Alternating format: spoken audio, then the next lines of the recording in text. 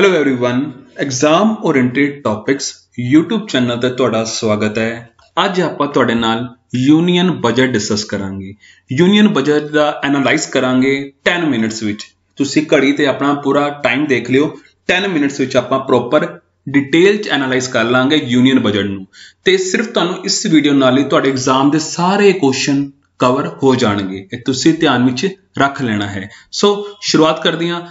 Union budget ते जाण तो पहला तुहानूं अपने भारत की थोड़ी स्थिति बारे दसना चाहुंदा कि पिछले 10 सालों में भारत कितना बदलिया है। उस दियां कुछ एग्जांपलां तुहाडे नाल मैं कवर करना चाहुंदा। ये तुहानूं दो मैप्स देखने मिल रहे हैं। इंडिया दा नाइट के टाइम ते 2012 का मैप है। इंडिया दा 2021 के टाइम ते 2021 के टाइम के नाइट मैप तुहानूं देखने मिलता है। नाइट मैप जो रात के वक्त सैटेलाइट द्वारा लिता गया। तुसीं देख सकते हो कि जदों भारत 2012 विच सी उदों तुहानूं बहुत ही घट लाइट्स देखने मिलदा सी। इस तो तुसीं एस्टीमेट लगा सकते सी कि साडा रात के वक्त साडी जिहड़ी इकोनॉमिक एक्टिविटी है वो बहुत ही घट सी। बट अज के टाइम च लगभग 10 साल बाद साडा नाइट के टाइम तुसीं देख रहे होवोगे जिहड़ी इकोनॉमिक एक्टिविटी है रात के वक्त भी बहुत ज़्यादा सानूं देखण नूं मिल रही है। तो तुसीं खुद देख सकते हो कि अपने भारत की जिहड़ी इकोनॉमिक एक्टिविटी है वो लगातार इनक्रीज करती आ रही है। जे मैं एक होर एग्जांपल देखा वो हैगी हाईवे दी। जिहड़े साडे हाईवेज हैं तुसीं 2011 के मुताबिक ये मैप देखो तो हाईवेज का मैप बनिया होया है। तुसीं विच देखो किन्ने सानूं मैप्स देखने मिलते सी, यानी कि किन्ने सानूं हाईवेज देखने नूं मिलते सी 2011 के वक्त। बट जे आपां अज दे समय विच आ जाइए तो सानूं 2021 विच बहुत ज़्यादा कनैक्टिविटी देखने को मिल रही है। तुसीं आप ही देख रहे होवोगे कितना चेंज देखने को मिल रहा है। डन, तो इसका मतलब साडे हाईवेज भी इनक्रीज किते हैं। उस तो इलावा जे मैं गल करा अपने एयरपोर्ट्स की, डन, एयरपोर्ट्स 2021 का एक मैप देखने को मिलेगा, एक 2016 का मैप तुहानूं देखने को मिलेगा। उस वक्त 2016 के वक्त साडे एयरपोर्ट्स किस तरह तुहानूं देखने को मिल रहे हैं मैप विच ते 2021 के वक्त सानूं एयरपोर्ट्स किवें देखने को मिलते हैं। ਤਾਂ ਤੁਸੀਂ देख सकते हो साडे एयरपोर्ट्स जिहड़ी कनैक्टिविटी है, रीजनल कनैक्टिविटी जिहड़ी है वो इनक्रीज हुई है। तो सारा क्रेडिट किन्नू जा रहा है? उड़े देश का आम नागरिक। ये जिहड़ी स्कीम सी इस दे अधीन ही आपां ने एयरपोर्ट इस्टैबलिश करने शुरू किए। उस तो बाद हुण आपां अपने मेन बजट ते आ जाने आ। बजट विच तुहानूं दो चीज़ां ध्यान च रखणियां कि बजट हमेशा आने वाले सालों का हुंदा है कि आने वाले साल विच आपां कितना एक्सपेंडिचर करांगे उस दे बारे गल्लां कीतियां हुंदियां ने। डन, ओके, तुसीं ध्यान विच रख सकते हो। एक्सपेंडिचर जिहड़ा हुंदा दो तरीके दा हुंदा। एक हुंदा रेवन्यू एक्सपेंडिचर, एक हुंदा आपां गल करिए कैपिटल एक्सपेंडिचर। ते जिहड़ियां रिसिप्ट्स हुंदियां वो भी दो तरीके दी हुंदियां। एक हुंदियां रेवन्यू रिसिप्ट्स, ठीक है, एक हुंदियां कैपिटल रिसिप्ट्स। तुसीं ध्यान विच रखना। सब तो पहले आपां एक्सपेंडिचर की गल कर लैंदे आ।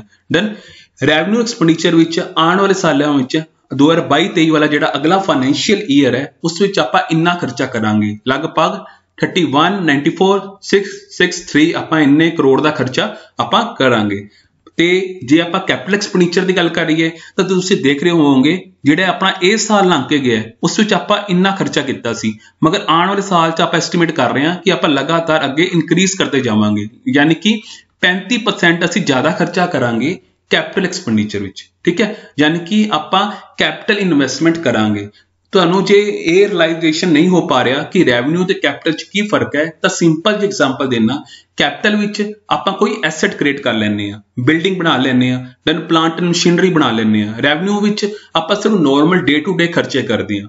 इस तो सानूं उन्ना रिटर्न नहीं आ पाउंदा क्योंकि सैलरी देने नाल उन्नी प्रोडक्टिविटी सानूं नहीं मिल पाउंदी।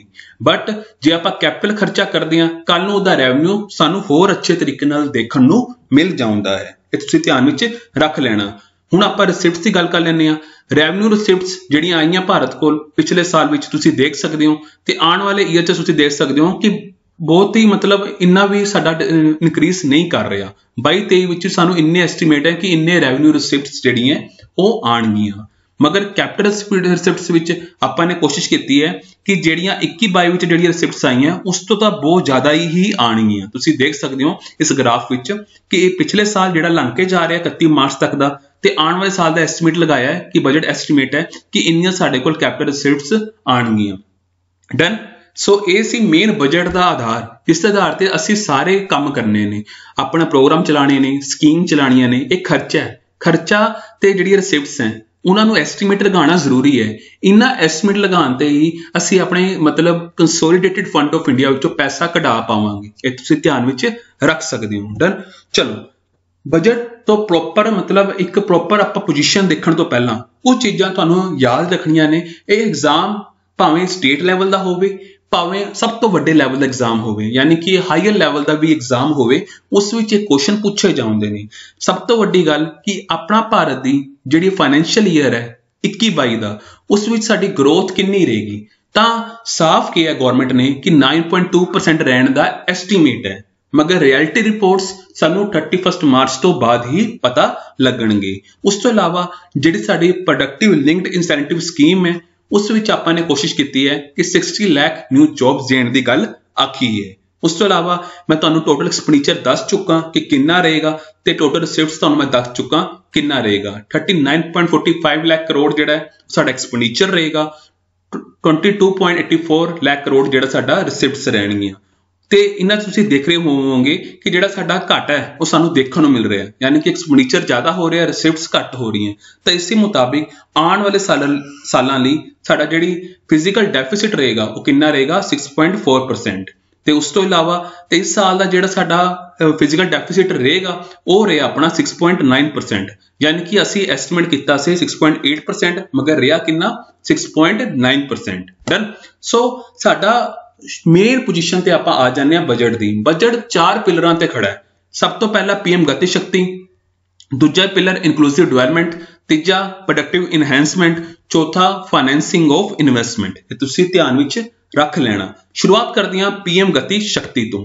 ਪੀਐਮ ਗਤੀ ਸ਼ਕਤੀ ਤੇ ਜਾਣ ਤੋਂ ਪਹਿਲਾਂ ਸਾਨੂੰ ਇੱਕ ਟਰਮ ਸਾਹਮਣੇ ਆਇਆ ਕਿ ਅੰਮ੍ਰਿਤ ਕਾਲ ਬਾਰੇ। ਅੰਮ੍ਰਿਤ ਕਾਲ ਬਾਰੇ ਕਿਹਾ ਗਿਆ ਕਿ ਇਹ ਟਾਈਮ ਸਭ ਤੋਂ ਸਹੀ ਟਾਈਮ ਹੈ ਤੇ ਸਮਾਂ ਵੀ ਸਹੀ ਹੈ ਕਿ ਸਾਨੂੰ ਆਪਣੀ ਓਪਰਚੁਨਿਟੀਜ਼ ਨੂੰ ਗ੍ਰੈਬ ਕਰਨਾ ਹੈ। ਤਾਂ ਭਾਰਤ ਇੱਕ ਕੋਸ਼ਿਸ਼ ਕੀਤੀ ਕਿ ਅਸੀਂ ਵੀ ਆਪਣੀ ਓਪਰਚੁਨਿਟੀਜ਼ ਨੂੰ ਗ੍ਰੈਬ ਕਰੀਏ। ਤਾਂ ਉਹਨਾਂ ਨੇ ਕੁਝ ਗੋਲ ਧਰੇ। ਪਹਿਲੀ ਗੱਲ ਉਹਨਾਂ ਨੇ ਕਿਹਾ ਕਿ ਅਸੀਂ ਗਰੋਥ ਉੱਪਰ ਫੋਕਸ ਕਰਾਂਗੇ, ਜਿਸ ਵਿੱਚ ਗਰੋਥ ਦੇ ਅਧੀਨ ਅਸੀਂ ਵੈਲਫੇਅਰ ਵੀ ਕਰਾਂਗੇ, ਇਨਕਲੂਸਿਵ ਵੈਲਫੇਅਰ ਆਪਾਂ ਕਰਾਂਗੇ। ਇਹ ਪਹਿਲਾ ਗੋਲ ਧਰਿਆ ਗਿਆ।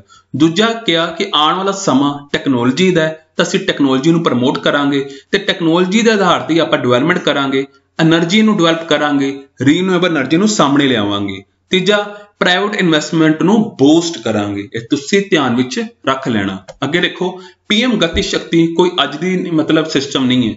ਪਹਿਲੇ ਇਸ ਤੋਂ ਪਹਿਲਾਂ ਨੈਸ਼ਨਲ ਇਨਫਰਾਸਟ੍ਰਕਚਰ ਪਾਈਪਲਾਈਨ ਸਕੀਮ ਲਿਆਉਂਦੀ ਗਈ ਸੀ। ਦੈਨ ਉਸ ਨੂੰ ਰੀਨੇਮ ਕਰਕੇ ਪੀਐਮ ਗਤੀ ਸ਼ਕਤੀ ਸਾਹਮਣੇ ਲਿਆਉਂਦਾ। ਇਸ ਦੇ ਅਧੀਨ ਅਸੀਂ ਕਰਨਾ ਕੀ ਹੈ? ਆਪਣੇ 7 ਇੰਜਨਸ ਉੱਪਰ ਕੰਮ ਕਰਨਾ ਹੈ। ਰੋਡਸ, ਰੇਲਵੇਜ਼, 에ਅਰਪੋਰਟਸ, ਠੀਕ ਹੈ, ट्रांसपोर्ट, वाटरवेज ਤੇ ਲੌਜਿਸਟਿਕ ਇਨਫਰਾਸਟ੍ਰਕਚਰ ਉੱਪਰ ਆਪਾਂ ਨੇ ਕੰਮ ਕਰਨਾ ਹੈ ਤੇ ਇਹਨਾਂ ਨੂੰ ਇੰਟਰਕਨੈਕਟ ਕਰਨਾ ਹੈ। ਤਾਂ ਉਸ ਦੇ ਲਈ ਇਸ ਪੀਐਮ ਗਤੀ ਸ਼ਕਤੀ ਵਿੱਚ ਨੈਸ਼ਨਲ ਮਾਸਟਰ ਪਲਾਨ ਲਿਆਵਾਂਗੇ, ਜਿਸ ਦੇ ਅਧੀਨ ਆਪਾਂ ਵਰਲਡ ਕਲਾਸ ਮਾਡਰਨ ਇਨਫਰਾਸਟ੍ਰਕਚਰ ਤਿਆਰ ਕਰਾਂਗੇ। ਇਹ ਪਹਿਲੀ ਜਿਹੜੀ ਅਨਾਉਂਸਮੈਂਟ ਪੀਐਮ ਗਤੀ ਸ਼ਕਤੀ ਦੇ ਅਧੀਨ ਕੀਤੀ ਗਈ। ਦੂਜਾ ਚੀਜ਼ ਇਸ ਪੀਐਮ ਗਤੀ ਸ਼ਕਤੀ ਦੇ ਅਧੀਨ ਕਿ ਰੋਡ ਐਂਡ ਟਰਾਂਸਪੋਰਟ ਵਿੱਚ ਆਪਾਂ ਡਿਵੈਲਪਮੈਂਟ ਕਰਾਂਗੇ। ਇਸ ਸਾਲ ਅਗਲਾ ਜਿਹੜਾ ਸਾਲ ਆ ਰਿਹਾ ਹੈ ਉਸ ਵਿੱਚ 25000 ਕਿਲੋਮੀਟਰ ਦੇ ਨੈਸ਼ਨਲ ਹਾਈਵੇਜ਼ ਬਣਾਵਾਂਗੇ। ਉਸ ਤੋਂ ਇਲਾਵਾ ਆਪਣੇ ਮਲਟੀ ਮੋਡਲ ਲੌਜਿਸਟਿਕ ਪਾਰਕਸ ਨੂੰ ਸਟੈਬਲਿਸ਼ ਕਰਾਂਗੇ। 4 ਮਲਟੀ ਮੋਡਲ ਲੌਜਿਸਟਿਕ ਪਾਰਕ ਸਾਹਮਣੇ ਲਿਆਵਾਂਗੇ। ਉਸ ਤੋਂ ਬਾਅਦ ਰੇਲਵੇਸ ਵਿੱਚ ਆਪਾਂ 1 ਸਟੇਸ਼ਨ 1 ਪ੍ਰੋਡਕਟ ਨੂੰ ਪ੍ਰਮੋਟ ਕਰਾਂਗੇ ਤੇ ਰੇਲਵੇ ਨੈਟਵਰਕ ਵਿੱਚ 2000 ਕਿਲੋਮੀਟਰ ਦੀ ਜਿਹੜੀ ਰੇਲਵੇ ਕਨੈਕਟੀਵਿਟੀ ਹੈ ਉਸ ਨੂੰ ਮਾਡਰਨ ਇਨਫਰਾਸਟ੍ਰਕਚਰ ਨਾਲ ਜੋੜਾਂਗੇ। ਦੈਨ ਉਸ ਤੋਂ ਇਲਾਵਾ ਵੰਦੇ ਭਾਰਤ ਸਕੀਮ ਵਿੱਚ ਆਪਾਂ ਵੰਦੇ ਭਾਰਤ ਜਿਹੜੀ ਟ੍ਰੇਨਸ ਹੈ ਉਹਨੂੰ ਐਕਸਪੈਂਡ ਕਰਨ ਜਾ ਰਹੇ ਹਾਂ। 400 ਨਿਊ ਆਪਾਂ ਵੰਦੇ ਭਾਰਤ ਲਿਆਉਣ ਜਾ ਰਹੇ ਹਾਂ। ਉਸ ਤੋਂ ਇਲਾਵਾ ਪੀਐਮ ਗਤੀ ਸ਼ਕਤੀ ਦੇ ਅਧੀਨ ਕਾਰਗੋ ਟਰਮੀਨਲ ਜਿਹੜੀਆਂ 100 ਅਸੀਂ ਲਿਆਉਣ ਜਾ ਰਹੇ ਹਾਂ। ਇਹ ਹੈਲਪਫੁਲ ਹੋਣਗੇ ਲੌਜਿਸਟਿਕ ਪਾਰਕ ਲਈ। ਉਸ ਤੋਂ ਇਲਾਵਾ ਪਰਵਤਮਾਲਾ ਜੇ ਮੈਂ ਗੱਲ ਆਖਾਂ, ਇਸ ਦੇ ਅਧੀਨ ਅਸੀਂ ਰੋਪਵੇਜ਼ ਡਿਵੈਲਪ ਕਰਨ ਜਾ ਰਹੇ ਹਾਂ। ਇੱਕ ਤਰੀਕੇ ਨਾਲ ਸਾਡੇ ਜਿਹੜੇ ਕਨਵੈਨਸ਼ਨਲ ਰੋਡਸ ਹੈ ਉਸ ਦਾ ਇੱਕ ਅਲਟਰਨੇਟਿਵ ਹੋਣਗੇ। ਉਸ ਤੋਂ ਇਲਾਵਾ ਆਪਣਾ ਸੈਕਿੰਡ ਆਪਣਾ pillar inclusive development. Then inclusive development ਵਿੱਚ ਐਗਰੀਕਲਚਰ ਨੂੰ ਆਪਾਂ ਪ੍ਰਮੋਟ ਕਰਾਂਗੇ। ਕੈਮੀਕਲ ਫ੍ਰੀ ਨੈਚੁਰਲ ਫਾਰਮਿੰਗ ਨੂੰ ਪ੍ਰਮੋਟ ਕਰਨ ਜਾ ਰਹੇ ਹਾਂ। ਉਸ ਵਿੱਚ ਗੰਗਾ ਦੇ ਨੇੜੇ ਆਪਾਂ ਆਰਗੈਨਿਕ ਫਾਰਮਿੰਗ ਨੂੰ ਸਟਾਰਟ ਕਰਾਂਗੇ। ਉਸ ਤੋਂ ਇਲਾਵਾ ਕਿਸਾਨ ਡਰੋਨਸ ਨੂੰ ਪ੍ਰਮੋਟ ਕਰਾਂਗੇ। ਉਸ ਤੋਂ ਇਲਾਵਾ ਕੇਨ ਬੇਤਵਾ ਲਿੰਕ ਨੂੰ ਜਿਹੜਾ ਪ੍ਰੋਜੈਕਟ ਚੱਲ ਰਿਹਾ ਉਸ ਨੂੰ ਆਪਾਂ ਇੰਪਲੀਮੈਂਟ ਕਰਾਂਗੇ। ਇਸ ਦੇ ਨਾਲ ਇਰੀਗੇਸ਼ਨ ਵਿੱਚ ਫਾਰਮਰਸ ਨੂੰ ਫਾਇਦਾ ਹੋਵੇਗਾ। ਉਸ ਤੋਂ ਇਲਾਵਾ ਐਜੂਕੇਸ਼ਨ ਵਿੱਚ ਅਸੀਂ ਕੁਆਲਿਟੀ ਐਜੂਕੇਸ਼ਨ ਪ੍ਰੋਵਾਈਡ ਕਰਨ ਦੀ ਗੱਲ ਆਖੀ ਹੈ ਤਾਂ ਉਸ ਲਈ 1+1 ਟੀਵੀ ਜਿਹੜਾ ਪ੍ਰੋਗਰਾਮ ਸੀ ਈ ਵਿਦਿਆ ਦੇ ਅਧੀਨ ਪੀਐਮ ਈ ਵਿਦਿਆ ਦੇ ਅਧੀਨ ਉਸ ਨੂੰ ਆਪਾਂ ਐਕਸਪੈਂਡ ਕਰਕੇ 200 ਟੀਵੀ ਚੈਨਲਸ ਵਿੱਚ ਪ੍ਰਮੋਟ ਕਰਾਂਗੇ। ਉਸ ਤੋਂ ਇਲਾਵਾ ਡਿਜੀਟਲ ਯੂਨੀਵਰਸਿਟੀ ਆਪਾਂ ਐਸਟੈਬਲਿਸ਼ ਕਰਾਂਗੇ। ਵਰਲਡ ਕਲਾਸ ਡਿਜੀਟਲ ਯੂਨੀਵਰਸਿਟੀ ਜਿਹੜੀ ਹੋਏਗੀ ਉਸ ਨੂੰ ਆਪਾਂ ਆਧਾਰ ਬਣਾ ਕੇ ਆਪਣੇ ਭਾਰਤ ਵਿੱਚ ਵੀ ਡਿਜੀਟਲ ਯੂਨੀਵਰਸਿਟੀ ਲਿਆਉਣ ਦੀ ਗੱਲ ਆਖਾਂਗੇ। ਸਕਿੱਲ ਡਿਵੈਲਪਮੈਂਟ ਵਿੱਚ ਦੇਸ਼ ਟੈਗ ਈ ਪੋਰਟਲ ਲਾਂਚ ਕਰਾਂਗੇ ਜਿਸ ਵਿੱਚ ਤੁਸੀਂ ਆਨਲਾਈਨ ਟ੍ਰੇਨਿੰਗ ਲੈ ਸਕਦੇ ਹੋ। ਡਨ। ਉਸ ਤੋਂ ਇਲਾਵਾ ਹੈਲਥ ਵਿੱਚ ਜੇ ਮੈਂ ਗੱਲ ਆਖਾਂ ਨੈਸ਼ਨਲ ਡਿਜੀਟਲ ਇਕੋਸਿਸਟਮ ਨੂੰ ਆਪਾਂ ਸਾਹਮਣੇ ਲਿਆਵਾਂਗੇ ਤੇ ਇਸ ਦੇ ਅਧੀਨ ਇੱਕ national tele mental health programme ਦੀ ਗੱਲ ਕਹੀ ਗਈ ਹੈ, ਯਾਨੀ ਕਿ ਜਿਹੜੀ ਮੈਂਟਲ ਇਲਨੈਸ ਹੈ ਉਸ ਨੂੰ ਆਪਾਂ ਕੰਸਰਨ ਕਰ ਰਹੇ ਹਾਂ। ਗਵਰਨਮੈਂਟ ਕੰਸਰਨ ਚ ਲਿਆ ਰਹੀ ਹੈ ਕਿ ਮੈਂਟਲ ਇਲਨੈਸ ਨਹੀਂ ਹੋਣੀ ਚਾਹੀਦੀ, ਉਸ ਦੇ ਅਧੀਨ ਇਹ ਪ੍ਰੋਗਰਾਮ ਲਿਆਉਂਦਾ ਹੈ ਜਿਹਦੇ ਨਾਲ ਤੁਸੀਂ ਕੁਆਲਿਟੀ ਕਾਉਂਸਲਿੰਗ ਡਾਕਟਰਸ ਨਾਲ ਕਰ ਸਕੋਗੇ। ਉਸ ਤੋਂ ਇਲਾਵਾ 2 ਲੱਖ ਆਂਗਨਵਾੜੀਜ਼ ਨੂੰ ਆਪਾਂ ਸક્ષਮ ਆਂਗਨਵਾੜੀਜ਼ ਵਿੱਚ ਅਪਗ੍ਰੇਡ ਕਰ ਦੇਵਾਂਗੇ। ਉਸ ਤੋਂ ਇਲਾਵਾ ਹੋਰ ਜਿਹੜੇ ਵੈਲਫੇਅਰ ਫੋਕਸ ਹੈ ਉਹ ਹੈਗੇ ਆਪਣੇ ਹਰ ਘਰ ਨਲ ਸੇ ਜਲ। ਜੇ ਆਪਾਂ ਗੱਲ ਕਰੀਏ ਉਹ ਗੱਲ ਕਹੀ ਗਈ ਹੈ ਕਿ ਇਸ ਸਾਲ ਆਪਾਂ 3.8 ਲੱਖ ਕਰੋੜ ਹਾਊਸਹੋਲਡ ਜਿਹੜੇ ਆ ਇਸ ਵਿੱਚ ਕਵਰ ਕਰਾਂਗੇ, ਯਾਨੀ ਕਿ ਇਹ ਜਿਹੜੇ ਹਾਊਸਹੋਲਡ ਹੋਣਗੇ ਉਹਨਾਂ ਨੂੰ ਟੈਪ ਵਾਟਰ ਮਿਲੇਗਾ। ਪੀਐਮ ਆਵਾਸ ਯੋਜਨਾ ਦੇ ਅਧੀਨ ਜਿਹੜੀ ਯੋਜਨਾ ਚੱਲਦੀ ਆ ਰਹੀ ਹੈ 80 ਲੱਖ ਹਾਊਸਿਸ ਨੂੰ ਆਪਾਂ ਇਸ ਵਿੱਚ ਕੰਪਲੀਟ ਕਰਾਂਗੇ। ਪੀਐਮ ਡਿਵਾਈਨ ਜਿਹੜੀ ਸਕੀਮ ਹੈ ਉਸ ਦੇ ਅਧੀਨ ਆਪਾਂ ਨਾਰਥ ਈਸਟ ਸਟੇਟਸ ਨੂੰ ਆਪਾਂ ਇਨਫਰਾਸਟ੍ਰਕਚਰ ਡਿਵੈਲਪਮੈਂਟ ਕਰਾਂਗੇ, ਸੋਸ਼ਲੀ ਡਿਵੈਲਪ ਕਰਾਂਗੇ। ਐਸਪਾਇਰੇਸ਼ਨ ਬਲੋਕ ਪ੍ਰੋਗਰਾਮਸ ਲਿਆਵਾਂਗੇ, ਵਾਈਬ੍ਰੈਂਟ ਵਿਲੇਜ ਪ੍ਰੋਗਰਾਮ ਲਿਆਵਾਂਗੇ ਜਿਸ ਵਿੱਚ ਆਪਾਂ ਆਪਣੇ ਵਿਲੇਜ ਜਿਹੜੇ ਨੇ ਨਾਰਥਰਨ ਪਾਰਟ ਤੇ ਜਿਹੜੇ ਬਾਰਡਰ ਕੋਲ ਨੇ ਉਹਨਾਂ ਨੂੰ ਡਿਵੈਲਪ ਕਰਾਂਗੇ। ਆਪਣੇ ਪੋਸਟ ਆਫਿਸ ਨੂੰ ਆਪਾਂ 100% ਡਿਜੀਟਲ ਨਾਲ ਜੋੜ ਦਾਂਗੇ। ਉਸ ਤੋਂ ਇਲਾਵਾ ਡਿਜੀਟਲ ਪੇਮੈਂਟਸ ਨੂੰ ਪ੍ਰਮੋਟ ਕਰਨ ਲਈ ਆਪਾਂ 75 ਡਿਜੀਟਲ ਬੈਂਕਿੰਗ ਯੂਨਿਟਸ ਐਸਟੈਬਲਿਸ਼ ਕਰਾਂਗੇ 75 ਡਿਸਟ੍ਰਿਕਟ ਵਿੱਚ। ਇਹ ਤੁਸੀਂ ਧਿਆਨ ਵਿੱਚ ਰੱਖ ਲੈਣਾ। ਅਗਲਾ ਆਪਣਾ ਪਿਲਰ ਹੈ productivity enhancement and investment and sunrise opportunities ਵਾਲਾ। ਉਸ ਵਿੱਚ ਆਪਾਂ ਆਪਣੇ ਬਿਜ਼ਨਸ ਨੂੰ ਆਸਾਨ ਕਰਨ ਲਈ 2.0 ਵਰਜ਼ਨ ਲੈ ਕੇ ਆ ਰਹੇ ਹਾਂ, ਈਜ਼ ਆਫ ਡੂਇੰਗ ਬਿਜ਼ਨਸ 2.0। ਉਸ ਵਿੱਚ ਆਪਾਂ ਟਰਸਟ ਨੂੰ ਵਧਾਵਾਂਗੇ, ਟਰਸਟ ਬੇਸਡ ਗਵਰਨੈਂਸ ਸਾਹਮਣੇ ਲਿਆਵਾਂਗੇ। ਉਸ ਤੋਂ ਇਲਾਵਾ ਸੈਂਟਰਲ ਤੇ ਸਟੇਟ ਲੈਵਲ ਜਿਹੜਾ ਸਿਸਟਮ ਹੈ ਉਸ ਨੂੰ ਆਈਟੀ ਨਾਲ ਜੋੜ ਦਾਂਗੇ। ਉਸ ਤੋਂ ਇਲਾਵਾ ਜਿਹੜਾ ਸਾਡਾ ਪ੍ਰਵੇਸ਼ ਪੋਰਟਲ ਹੈ ਉਸ ਨੂੰ ਐਕਸਪੈਂਡ ਕਰਾਂਗੇ ਤੇ ਅਸੀਂ unique land parcel identification number ਜਿਹੜਾ ਅਸੀਂ ਉਹ ਅਨਾਉਂਸਮੈਂਟ ਕਰਾਂਗੇ ਕਿ ਇਹ ਜਿਹੜਾ ਨੰਬਰ ਹੈ ਹਰੇਕ ਹਾਊਸਹੋਲਡ ਕੋਲ ਹੋਵੇ। ਡਨ।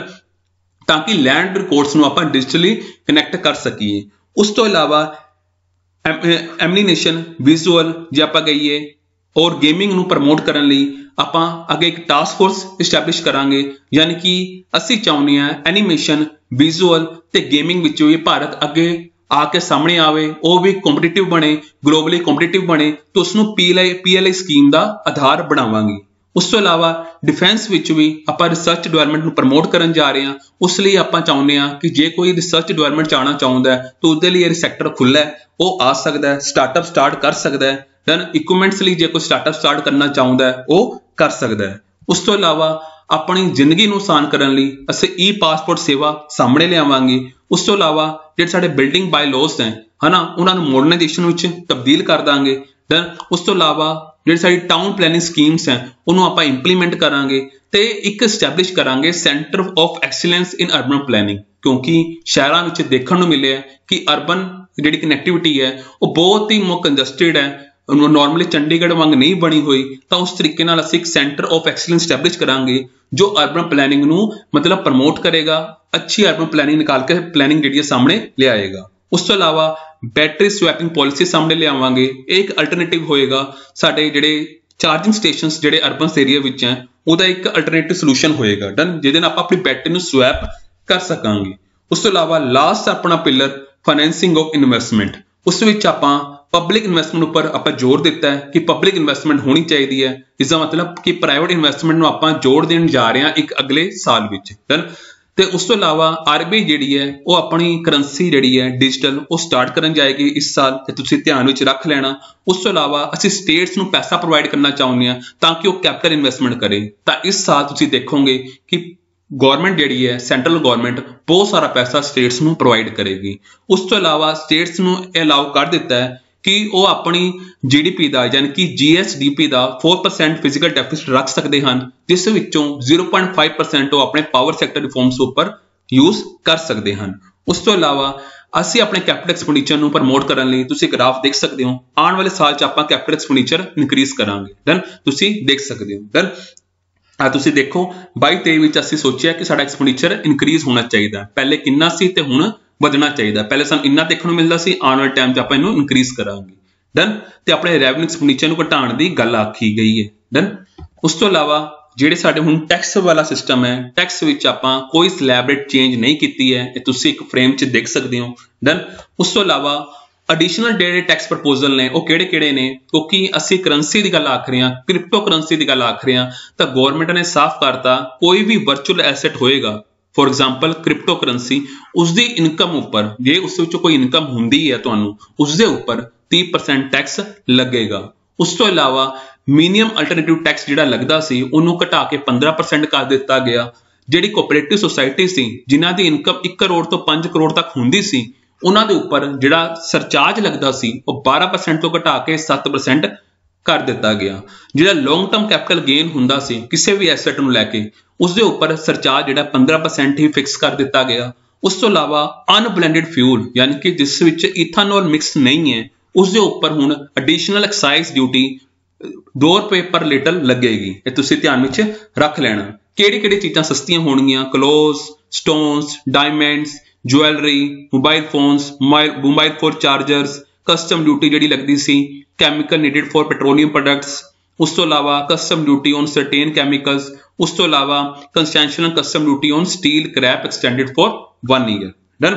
उस तो इलावा ਕਿਹੜਾ ਪੈਸਾ ਕਿੱਥੋਂ ਆ ਰਿਹਾ ਹੈ ਉਹ ਆਪਾਂ ਨੂੰ ਪਤਾ ਹੋਣਾ ਚਾਹੀਦਾ ਹੈ। ਗਵਰਨਮੈਂਟ ਕੋਲ ਪੈਸਾ ਕਿਵੇਂ ਆਉਂਦਾ ਹੈ ਉਹ ਆਪਾਂ 1 ਰੁਪਏ ਤੋਂ ਆਪਾਂ ਐਗਜ਼ਾਮਪਲ ਚੱਕਦੇ ਹਾਂ। ਤਾਂ 1 ਰੁਪਏ ਦਾ ਜੇ ਆਪਾਂ ਦੇਖੀਏ, ਜੇ ਆਪਾਂ ਸਮਝਣ ਦੀ ਕੋਸ਼ਿਸ਼ ਕਰਾਂਗੇ ਤਾਂ ਮੋਸਟਲੀ ਜਿਹੜਾ ਪੈਸਾ ਆਉਂਦਾ ਹੈ ਉਹ 35% ਕਿੱਥੋਂ ਆਉਂਦਾ ਹੈ? ਉਧਾਰ ਤੋਂ ਆਉਂਦਾ ਹੈ। ਡਨ। ਯਾਨੀ ਕਿ 1 ਰੁਪਏ ਚੋਂ 35% ਜਿਹੜਾ ਪੈਸਾ ਆਉਂਦਾ ਹੈ ਉਧਾਰ ਤੋਂ ਆਉਂਦਾ ਹੈ। ਉਸ ਤੋਂ ਬਾਅਦ ਜੇ ਆਪਾਂ ਦੇਖੀਏ कॉर्पोरेशन टैक्स विचों 15% आउंदा है, इनकम टैक्स विचों 15% आउंदा है, फिर अपना GST चों आउंदा है, ठीक है, फिर अपना एक्साइज ड्यूटी विचों आउंदा है, फिर अपना जे आपां गल आखीए कस्टम विचों 5% आउंदा है, फिर आपां गल आखीए नॉन टैक्स रेवन्यू 5% आउंदा है, नॉन डैट कैपिटल रिसिप्ट्स जिहड़ियां वो 2% आउंदी है। तो किते भारत का पैसा लगदा है, स्पेंड हुंदा है ਉਹ 1 ਰੁਪਏ ਦਾ ਜੇ ਆਪਾਂ ਗੱਲ ਆਖੀਏ ਤੇ ਜਿੰਨਾ ਭਾਰਤ ਮਤਲਬ ਉਧਾਰ ਲੈਂਦਾ ਉਹਨਾਂ ਹੀ ਉਹਨੂੰ ਵਿਆਜ ਭਰਨਾ ਪਏਗਾ। ਤਾਂ ਸਾਫ਼ ਜੀ ਗੱਲ ਹੈ ਕਿ ਸਭ ਤੋਂ ਜ਼ਿਆਦਾ ਜਿਹੜਾ ਪੈਸਾ ਹੈ ਉਹ ਇੰਟਰਸਟ ਵਿੱਚ ਚਲਾ ਜਾਉਂਦਾ ਹੈ। 20% ਪੈਸਾ ਇੰਟਰਸਟ ਪੇਮੈਂਟ 'ਚ ਚਲਾ ਜਾਉਂਦਾ ਹੈ। ਉਸ ਤੋਂ ਇਲਾਵਾ 17% ਜਿਹੜਾ ਪੈਸਾ ਹੈ ਉਹ ਸਟੇਟ ਦੇ ਸ਼ੇਅਰ ਟੈਕਸਿਸ ਦੇ ਸ਼ੇਅਰ ਵਿੱਚ ਚਲਾ ਜਾਉਂਦਾ ਹੈ।